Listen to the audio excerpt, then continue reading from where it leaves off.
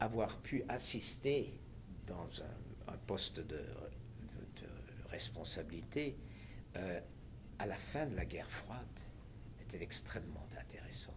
J'ai eu la charge tout à fait fortuite d'organiser la première et la seule conférence qu'il ait jamais eu des ministres des Affaires étrangères de tous les pays de l'OTAN et du pacte de Varsovie ensemble. C'était la dernière conférence de ce genre aussi parce que tout de suite après, le pacte de Varsovie a disparu. Et si je peux me permettre juste quel était l'état d'esprit à ce moment-là? Est-ce que c'était vraiment une période où tout le monde était dans l'expectative, où d'autres personnes avaient prévu la fin de la guerre froide? Dans les milieux diplomatiques, comment c'était vécu? C'est une bonne question, ça, parce que ça s'est vécu de façon différente. La plupart des diplomates, je pense, ne voyaient pas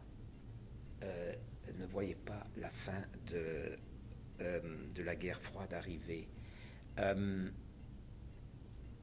ne s'imaginait pas que l'Union soviétique allait complètement se démembrer.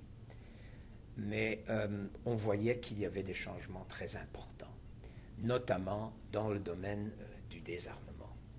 Et c'est là-dessus que je me suis penché beaucoup à cette époque-là.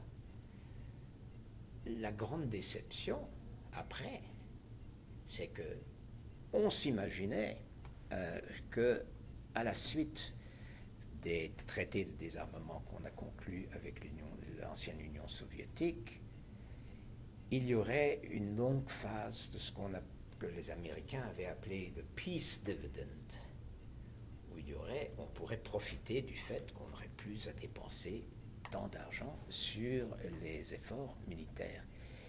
Malheureusement, cette période-là n'a pas duré très longtemps.